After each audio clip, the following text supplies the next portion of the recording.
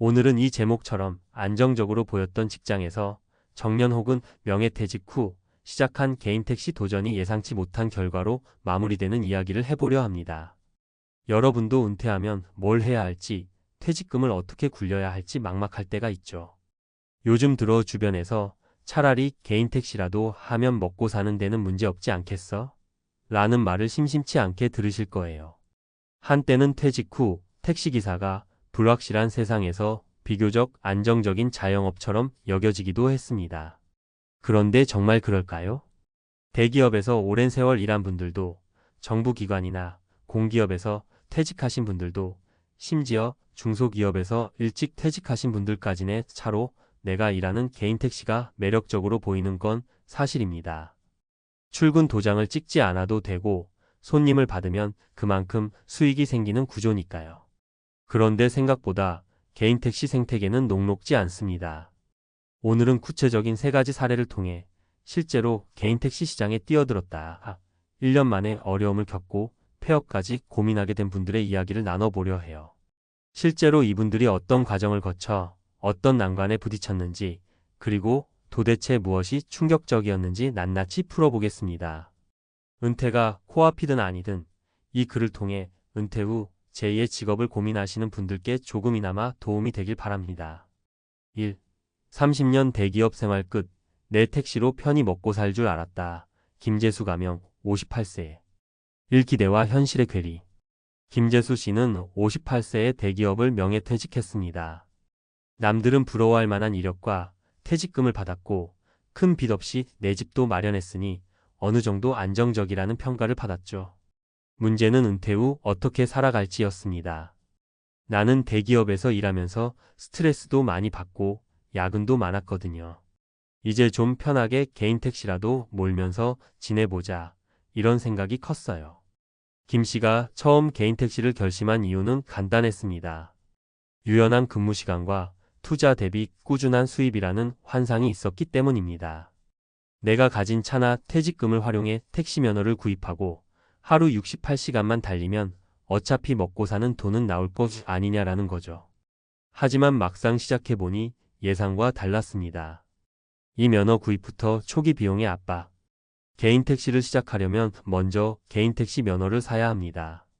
이 면허값이 결코 만만치 않아요. 지역마다 다르지만 대략 6천만 원에서 8천만 원 혹은 그 이상의 값이 들기도 합니다. 김 씨는 퇴직금 중 일부를 털어 7천만 원대의 면허를 샀습니다. 면허가 끝이 아닙니다. 차량도 사야 하죠. 보통 LPG 차량을 쓰는데 신차든 중고든 차량 가격이 또 몇천만 원에서 많게는 그 이상 들기도 해요. 게다가 택시용 장비 미터기, 결제기, 내비게이션 등을 갖추고 외관 도색이나 랩핑까지 비용이 꽤 들어갑니다. 결국 퇴직금 거의 절반 정도를 투자해서 시작했어요. 처음엔 그래도 이 정도 투자면 충분히 회수 가능하지라고 생각했죠. 3. 달라진 택시 시장과 승객 수요. 문제는 택시 수요가 예전만 못하다는 겁니다. 실제로 앱 기반 차량 호출 서비스 카카오티, 우버, 팀앤 모빌리티 등가 늘어나고 합승이나 대리 같은 형태의 새로운 이동 서비스도 생겨났습니다. 손님들은 굳이 길에서 택시 잡으려고 손 흔들기보다 앱을 사용해 편하게 부릅니다. 이 과정에서 기사 간 경쟁이 훨씬 치열해졌고 대기 시간도 길어졌죠. 새벽 2시까지 도로를 누비고 점심시간쯤엔 또 정체 구간 노려보면서 계속 돌아다니는데 기름값 빼고 식비 빼고 이런저런 비용 빼니까 실제로 손에 쥐는 돈이 생각보다 적더라고요. 결국 김 씨는 1년을 버티지 못하고 폐업을 고민하게 됐습니다. 면허는 다시 판매하려고 내놨지만 매매가가 예전만 못해 초기 투자금 회수도 쉽지 않았죠. 내가 30년 대기업에서 업무 능력도 있고 경력도 있던 사람인데 막상 택시하니까 체력은 체력대로 고갈되고 수익은 제자리인 거예요. 이럴 줄 알았으면 퇴직금 조금이라도 더 굴리는데 신경 쓸 걸 그랬어요. 2. 공기업 퇴직하고 택시 뛰면 여유롭게 살 줄 알았는데 박영순 가명 60세. 일 은퇴 후에도 내가 일해야 하는 현실. 박영순 씨는 60세의 공기업에서 정년퇴직을 하면서 바로 개인 택시를 알아보기 시작했습니다. 옆집 아는 형님이 요즘 택시 좀 잘만 굴리면 월 300도 가능하다고 한 말을 듣고 혹했대요. 실제로 주변에 택시 기사로 일하는 사람들을 보면 매일 새벽부터 저녁까지 일해도 꽤 번듯하게 버는 것 같아 보이죠. 내가 공기업에서 일했으니 대인관계도 그럭저럭 자신 있었고 사람 상대하는 건 문제없다 싶었어요. 이 자영업으로서의 개인 택시. 막상 개인 택시는 자영업이라는 사실을 간과하기 쉽습니다. 손님이 있으면 돈이 들어오지만 없으면 제로 0이에요. 근무 시간이 불규칙하고 주말이나 공휴일에 오히려 바쁘기도 합니다.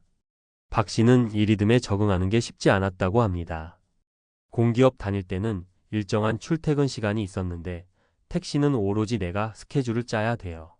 그런데 또 손님이 많은 시간대를 놓치면 수입이 안 나오니 자꾸 밤늦게까지 일하게 되더라고요. 삶 체력과 건강이 문제. 60세 즈음이면 크고 작은 건강 문제가 슬슬 찾아옵니다. 장시간 운전은 허리, 무릎, 목 등에 무리를 줍니다. 특히 택시 영업을 위해 좁은 운전석에 하루 10시간 이상 앉아 있으면 근육통은 기본이고 혈액순환 문제도 발생하기 십상입니다. 박 씨는 몇 달 만에 허리 디스크가 도져서 한동안 입원 치료를 받았습니다. 일단 몸이 따라주지 않으면 기사 못해요. 하루만 쉬면 그날은 수입 0원이거든요. 쉬면 쉴수록 손해니까 몸이 아파도 억지로 나간 적이 많았어요. 그런데 결국 더 망가졌죠. 그러다 보니 택시 영업을 제대로 지속하기 어려워졌습니다. 퇴직금 일부를 투자해 면허를 사긴 했지만 버는 돈은 병원비로 들어가고 하루 버티기조차 힘든 날이 늘어났습니다. 은퇴하면 적당히 일하면서 쉬엄쉬엄 살 줄 알았는데 실제로 해보니 몸은 몸대로 고생, 수입은 생각만큼 안 나와서 심적으로도 크게 흔들리더라고요. 3. 중소기업 조기 퇴사 후 택시기사 도전, 적성 문제는 생각도 못했다. 이승재 가명, 55세. 1퇴사 후 초조함이 불러온 선택. 이승재 씨는 중소기업에서 25년 넘게 일했습니다. 하지만 회사 사정이 좋지 않아 55세에 희망퇴직을 받게 됐어요. 아직 정년까지 시간이 남았다고 생각했는데 갑자기 퇴직이라는 현실이 닥치니 앞이 막막했습니다. 다른 일을 찾기도 늦었다는 생각이 들었죠. 뭔가 당장 시작할 수 있는 게 뭐가 있을까 그때 떠오른 게 개인 택시였어요. 이 사람 상대하는 일이 나와 맞을까? 택시기사는 승객을 직접 응대해야 하는 서비스업이기도 합니다. 물론 손님과 대화를 많이 하지 않는 기사님도 계시지만 최소한 기본적인 친절과 소통이 필요하죠. 게다가 밤늦게 술 취한 손님이나 무리한 요구를 하는 승객도 자주 마주치게 됩니다. 이 씨는 오랫동안 사무직에 가까운 업무를 해왔고 대인관계가 그리 활발한 성격은 아니었습니다. 처음엔 택시에 타는 손님과 굳이 말 섞을 필요 없잖아 라며 대수롭지 않게 생각했지만 막상 해보니 스트레스가 만만치 않았다고 해요. 손님들이 기사한테 툭하면 화를 내거나 반말을 던지거나 심지어 요금 시비를 거는 경우도 있어요. 평생 내가 이렇게까지 무시받아본 적이 있나 싶어서 자존심이 상하더라고요. 3. 감정 노동과 수입 불안정. 감정 노동은 생각보다 큰 지치입니다.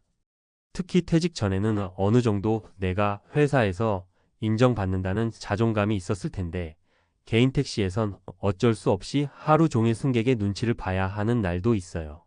어느 날은 밤새워 힘들게 일했는데 새벽에 취객 손님에게 욕만 바가지로 들었어요. 그러고 수익은 기껏 몇만 원 벌고 끝이죠. 그날은 내가 왜 이 짓을 하나 싶어 한참을 우울해했어요.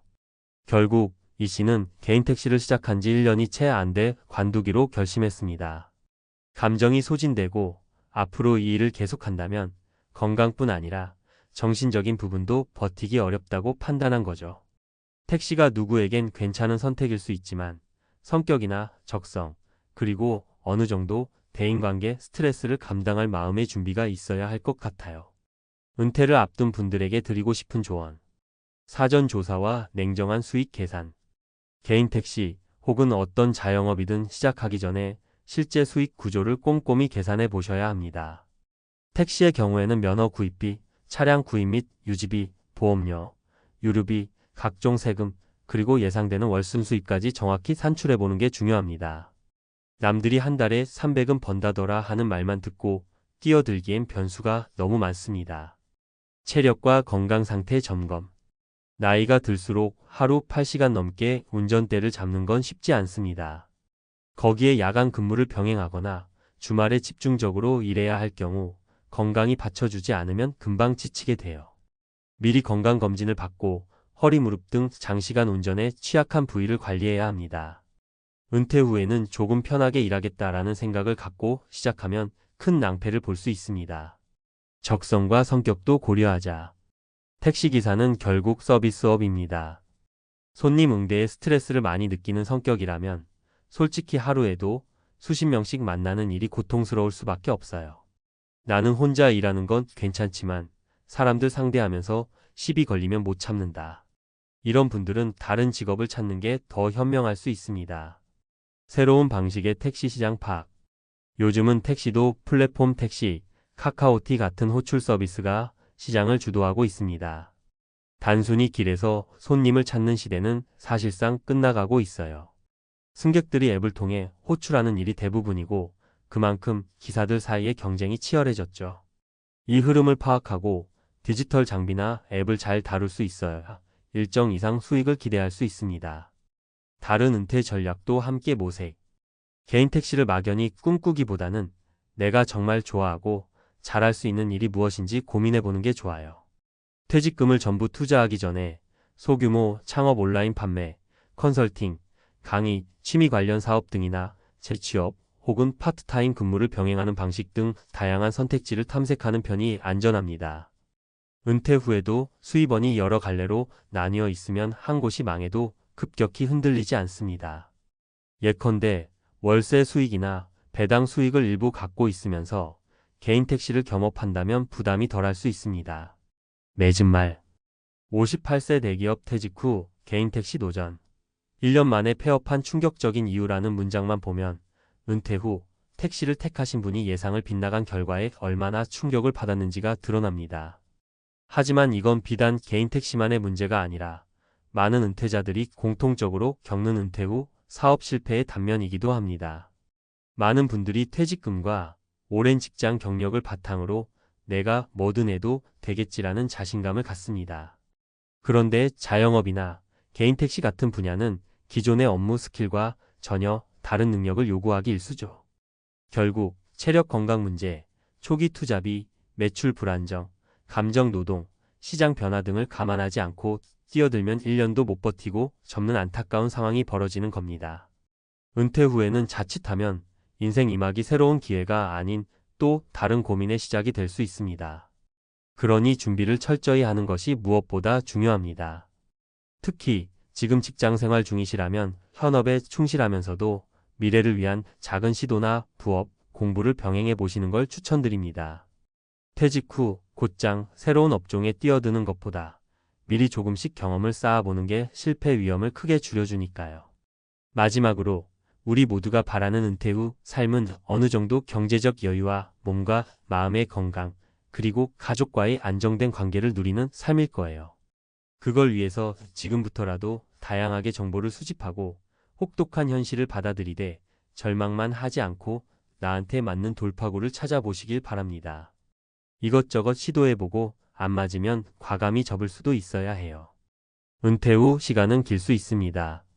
그 긴 시간을 어떻게, 어디서, 누구와 써야 가장 행복할지 스스로에게 질문을 던져보는 게 첫걸음일 것 같습니다.